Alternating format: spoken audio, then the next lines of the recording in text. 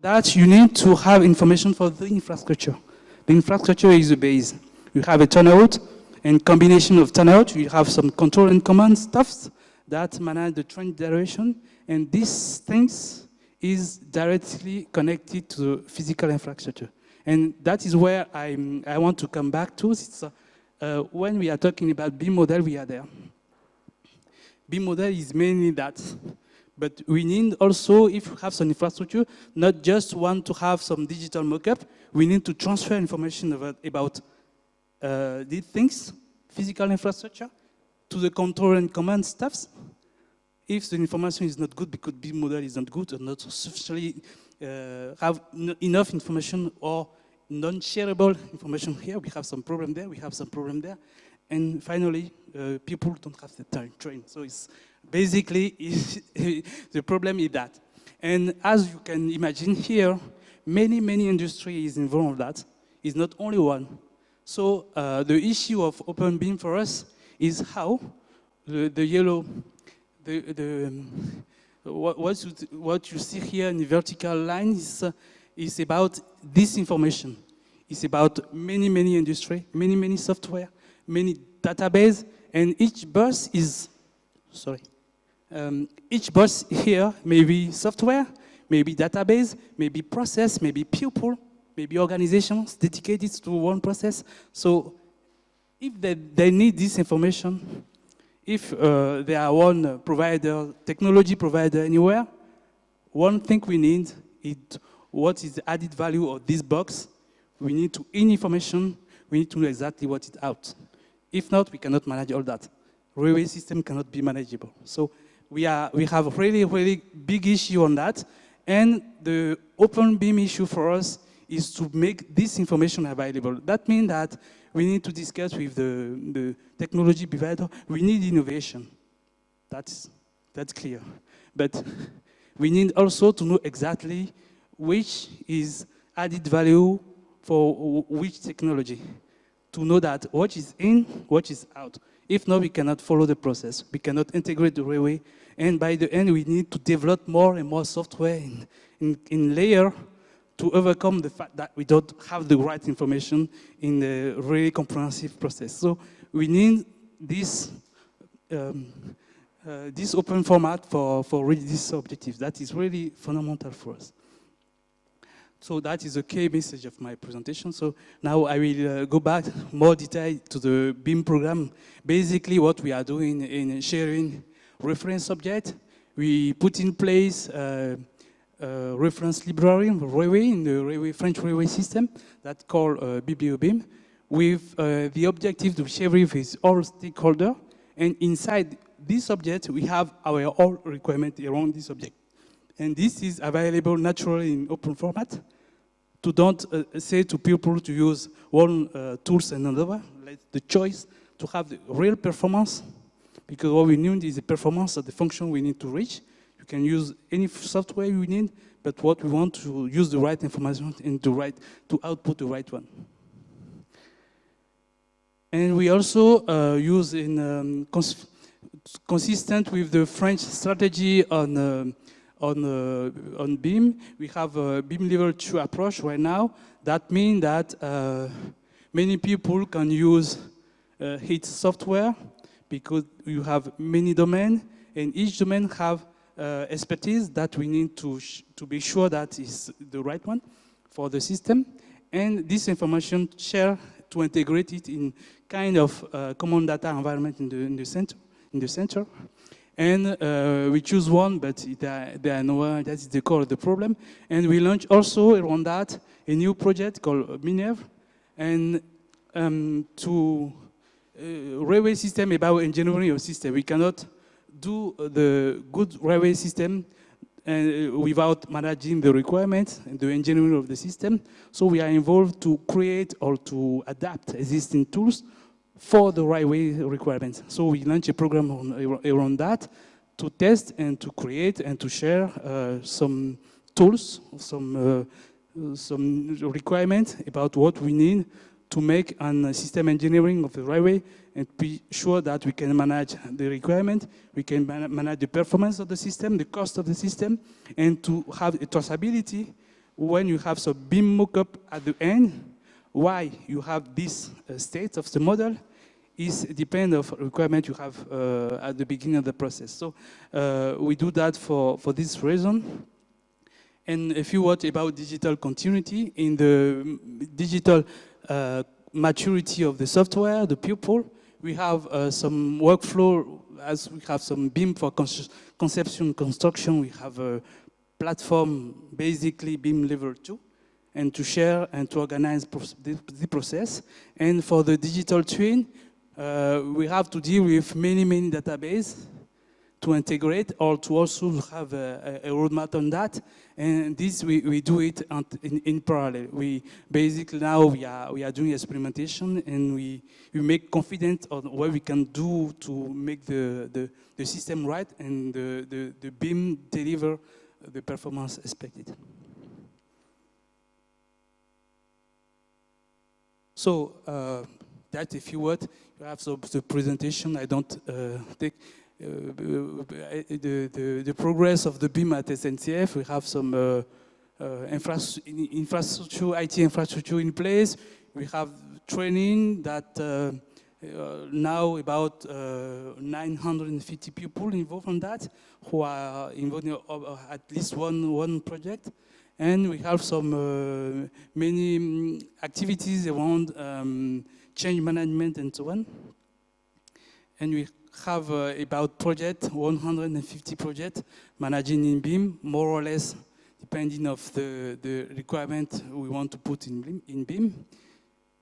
And we have many use cases dedicated and specific to the railway operation, to not just have the BIM team and on one side and the real team who works on the project on the other side, really to avoid that because it's not cost saving. And yeah, about construction, we are just reached to the first BIM project who reached the construction phases, and we are doing something also to prepare how we can bring BIM to the field. If you are interested in that, I invite you to scan this code on LinkedIn. You have shown a video. The idea is simple, is we are people who don't know exactly what's ongoing, what is prepared on the field, and how we can bring information on BIM of these guys directly in the field. So we do some experimentation on that. It's really promising. And the idea is to get the commitment of the work, the construction people, not easy. But if you have simple tools, that is possible, and that we can show on this video. We also have some implementation on BIM maintenance. If you are there in 10:30, I have one presentation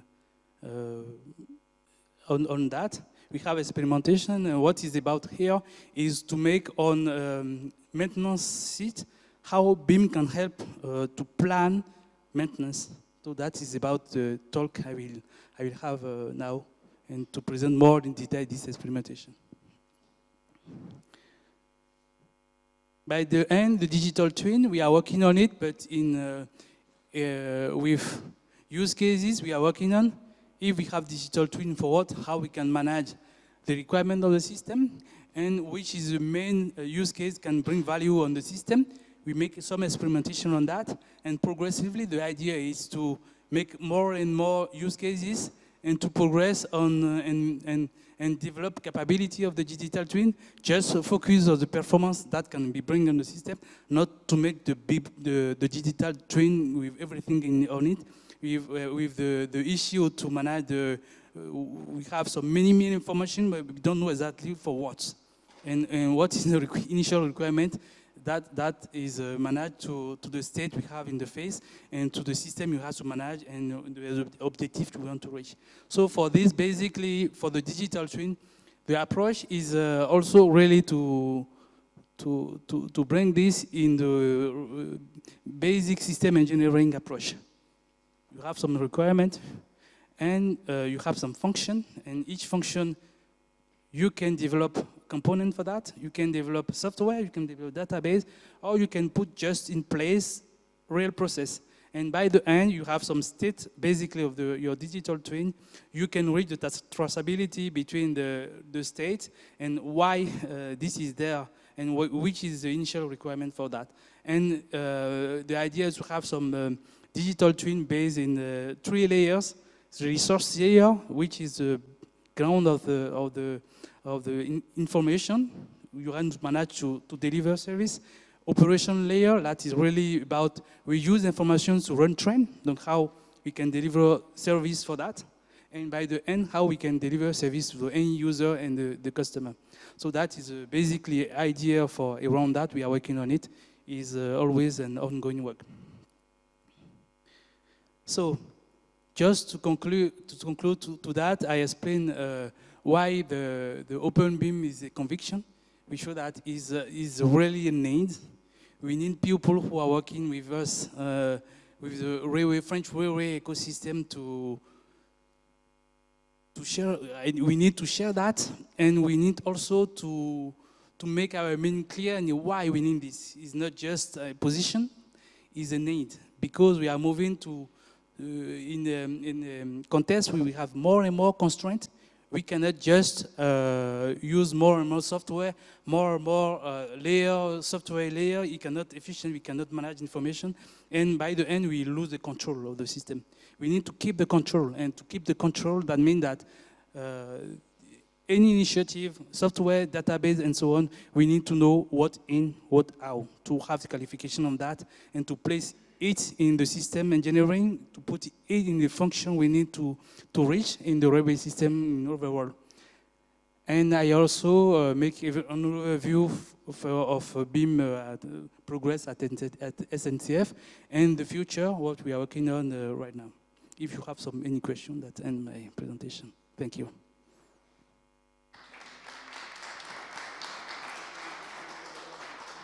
Thank you. Thank you very much for a very interesting presentation. Now it's good time to make questions from the audience. Is there some question from the audience?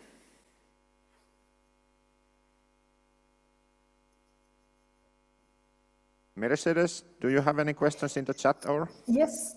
I do have a question. I think that it was in the third slide. You were talking about sort of the time frame that you have, and you have put sort of in the years the roadmap of what you're developing.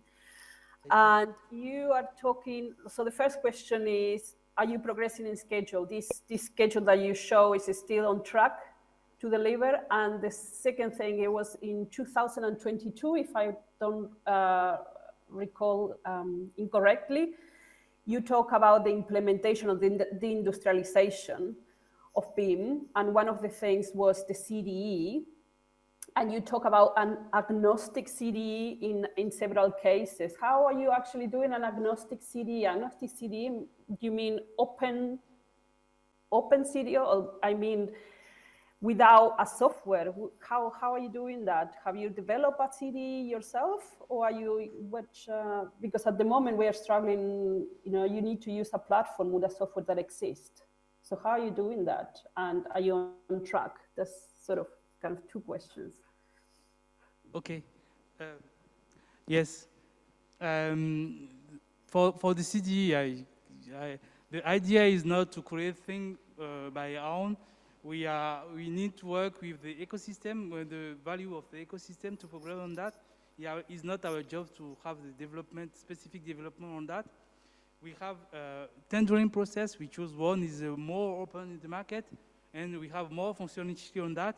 And we work deeply with the provider to have more functionality we need to achieve what we are intending to do. That is basically the approach. But the opening of the CD is one of the main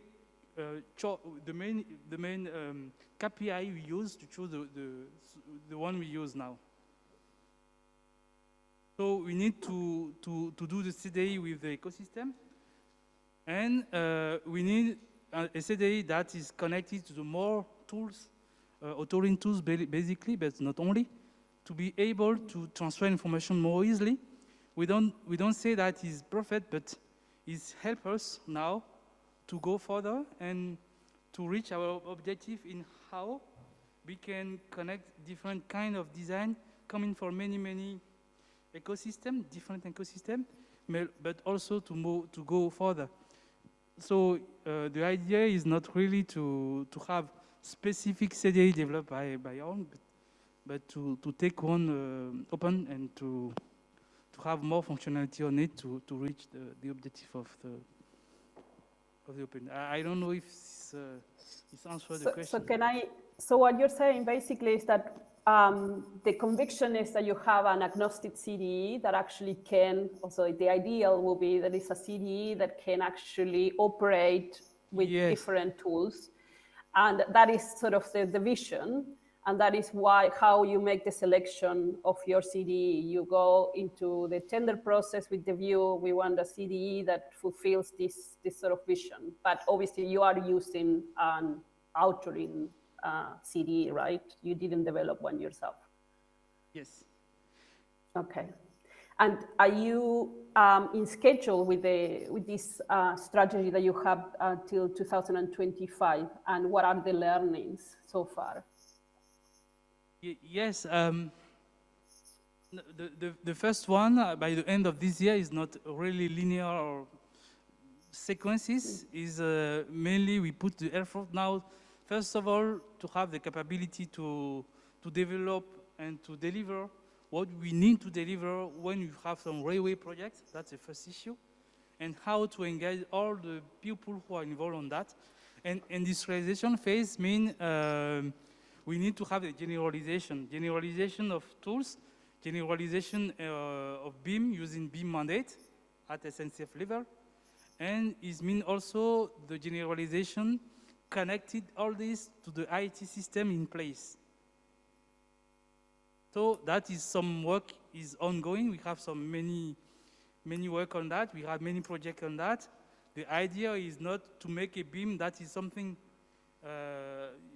different from how the real system works, but to connect them really to be sure that BIM, with his capability, his capability to bring some more info to have the system under control, to put it in the real system to have more performance on the system. So this need to connect the approach, the people who are on these phases, the people who use this system using directly the IAT system. So we need to connect them, to connect the database, and to also to engage the update of the system using information that can probably coming from the CDE. Good, thank you very much. You're welcome. Okay, thank you very much for your presentation. It was great. Thank you.